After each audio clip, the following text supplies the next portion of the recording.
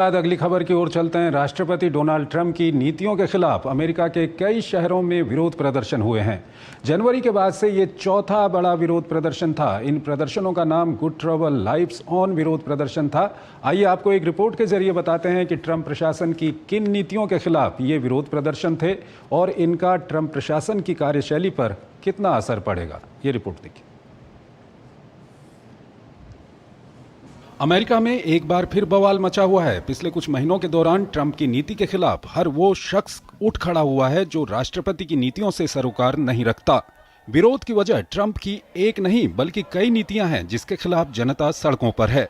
Chicago, Atlanta, Saint Louis सहित 50 राज्यों के 1600 से अधिक जगहों पर प्रदर्शनकारियों ने ट्रंप प्रशासन और उनकी नीतियों के खिलाफ पोस्टर, बैनर और नारों के साथ अपनी नाराजगी जताई है। जहां लोगों ने अपनी आजादी, लोकतंत्र और मानव अधिकारों की रक्षा के लिए आवाज बुलंद की। सबसे ज्यादा नाराजगी ट्रंप की अप्रवासन नीति को लेकर देखी जा रही है। लोगों का गुस्सा कम आय वाले लोगों की स्वास्थ्य सुविधाओं में कटौती को लेकर भी है। ये प्रदर्शन good trouble lives on March के तहत किया जा रहा है, जो नागरिक मानव अधिकार कार्यकर्ता जॉन लुइस को समर्पित है। गुड ट्रबल आंदोलन का नाम जॉन लुइस की उस प्रसिद्ध अपील से लिया गया है जो उन्होंने 2020 में अपनी मौत से पहले अमेरिकी नागरिकों से की थी। उस वक्त भी अमेरिका में राष्ट्रपति डोनाल्ड ट्रंप ही थे। जॉन लुइस बिग सिक्स नागरिक अधिकार कार्यकर्ताओं के समूह के अंतिम जीवित सदस्य थे, जिसका नेतृत्व doctor Martin Luther king junior ने किया था।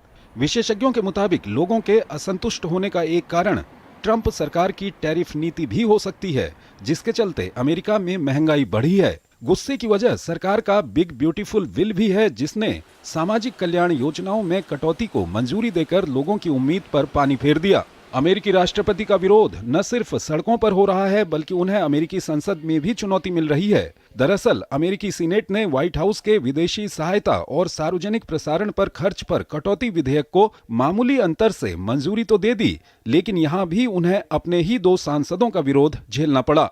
एक दिन पहले जेफरी एपस्टीन मामले में भी ऐसा ही हुआ, जब कुछ रिपब्लिकन सांसदों ने दबाव बनाते हुए राष्ट्रपति ट्रंप को दस्तावेज सार्वजनिक करने की नसीहत दे दी। हालांकि ट्रंप ने दस्तावेज के कुछ हिस्से को सार्वजनिक करने की इजाजत दे दी है। दरअसल हाल की घटनाओं पर अगर नजर डालें तो अधिकतर मामलों में ट्रंप को अपने घर में ही चुनौती मिलती दिख रही है। सवाल उठता है कि अपने चुनावी वादों को पूरा करने के लिए राष्ट्रपति ट्रंप कितनी बार अपने ही लोगों के निशाने पर आएंगे। बहरहाल करीब 6 महीने पहले जोरदार बहुमत पाकर सत्ता हासिल करने वाले डोनाल्ड ट्रंप अपनी लोकप्रियता को बरकरार रखने में असफल रहे हैं। ताजा सर्वेक्षण में उनकी लोकप्रियता में भारी गिरावट देखी गई है। खासकर अप्रवासन नीति, सरकारी खर्च में कटौती और स्वास्थ्य सुविधाओं को लेकर लोगों में भारी नाराजगी है।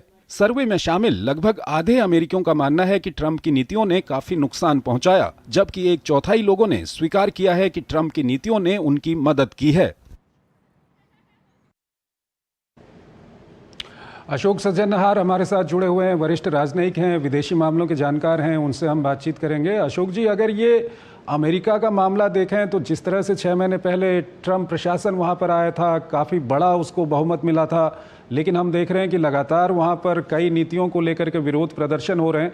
इसको केवल विपक्ष का विरोध प्रदर्शन माना जाए या ट्रंप की नीतियों के खिलाफ जिन लोगों ने ट्रंप को वोट किया था वो भी अब विरोध प्रदर्शन कर रहे हैं? जी देखिए, आपने बिल्कुल ठीक कहा चंद्रशेखर जी। जब पिछले नवंबर में इलेक्शन हुए थे वहां पर राष्ट्रपति के लिए, तो तब राष्ट्रपति ट्रंप ने एक तो जो उनके इलेक्टोरल कॉलेज वोट्स हैं उसकी मेजॉरिटी ली थी, वो तो ली ही थी, परंतु पॉपुलर वोट्स में भी वो आगे गए थे। आपको याद होगा पिछली बार जब 2016 में तो ये कहा गया था जो इलेक्टोरल कॉलेज वोट्स में तो वो आगे चले गए हैं हिलरी क्लिंटन से, परंतु पॉपुलर वोट्स में हिलरी क्लिंटन के फिर भी वोट ज्यादा थे। परंतु इस बारी कमला हैरिस से उनके इलेक्टोरल कॉलेज वोट से तो काफी अच्छे थे उनकी मात्रा में, और पॉपुलर वोट्स में भी आगे थे। तो ये माना जा रहा था जो उनके पास बहुत बड़ा मैंडेट है और उसका वो अच्छी तरीके से इस्तेमाल करेंगे। अब इसमें ये देखा गया, आपने बिल्कुल ठीक कहा, जो उनके जो विरोधी हैं डेमोक्रेट्स, क्योंकि वहां की जो पॉलिटिक्स है, राजनीति है अमेरिका की, बहुत ही ज्यादा पोलराइज्ड है। मतलब डेमोक्रेट्स और रिपब्लिकन के बीच में बहुत बड़ी दरार है।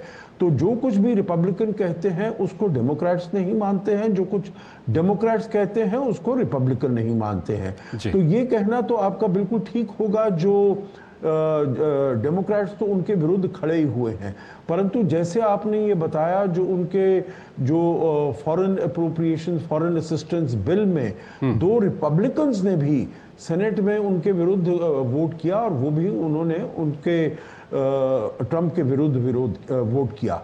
मैं इसमें एक चीज मैं बोलना चाहूंगा, क्योंकि उनकी जो मागा बेस है, जिसे कहा जाता है मेक अमेरिका ग्रेट अगेन, वो ट्रंप ने एक आह्वान दिया था 2016 में ही, जो हम फिर से अमेरिका को पूरे विश्व का श्रेष्ठतम स्थान बनाएंगे, देश बनाएंगे, और इसमें इन्फ्लेशन कम करेंगे, इकोनॉमिक प्रोडक्शन को बढ़ाएंगे, वगैरह वगैरह। और उसमें उन्होंने एक ये कहा था, जो ये एप्स्टीन फाइल्स है जिसका आपने जिक्र किया है अपने इसमें वक्तव्य में, उसमें उन्होंने कहा था जो हम ये एप्स्टीन फाइल्स रिलीज करेंगे। परंतु अब वो जिसे कहा जाए फ्लिप फ्लॉप, डामाडोल उसमें हो रहे हैं। वो उसमें उन्होंने कहा जो ये बहुत बोरिंग चीज़ है, इसमें कोई क्रेडिबल ऐसी बात नहीं है। पहले कहा गया था जो इसमें एक ऐसी कोई लिस्ट है जो कि बहुत ही जाने माने लोगों की है अमेरिका में, जो कि जेफरी एप्स्टीन के साथ वो मिले हुए थे। जेफरी एप्स्टीन का सबको मालूम है, वो एक फाइनेंशियर थे और एक सेक्स स्कैंडल में उनको गिरफ्तार किया गया था। आज तो उनका कहना है कि डेमोक्रेट्स ने उनको इतना परेशान किया, अगर उनके पास कुछ होता बाइडेन एडमिनिस्ट्रेशन के टाइम में इसको रिलीज कर दिया गया होता। जी बिल्कुल, वही कहा गया। परंतु अभी इलॉन मस्क ने अपने एक एक्स के पोस्ट में ये कहा था, जो ये इसमें शायद डोनाल्ड ट्रंप का नाम भी शामिल है, हालांकि उन्होंने उसको एकदम फिर वहां से हटा दिया और कहा जो ये मैंने एक्सेस किया है, ज्यादा मैंने कुछ बोल दिया है, तो वो उनके पास कोई इसका सबूत नहीं है। परंतु अब उनकी जो अटॉर्नी जनरल है पैम बॉन्डी, उन्होंने कहा था जो ये सारी जो फाइल है मेरे टेबल पर है और उसको हम रिलीज करेंगे। तो उसके बाद भी ये वाली जो लिस्ट है वो रिलीज नहीं हुई है। और फिर उसके बाद इन्होंने कहा है, FBI ने भी कहा है और डिपार्टमेंट ऑफ जस्टिस ने भी कहा है, जो ऐसी कोई लिस्ट नहीं है।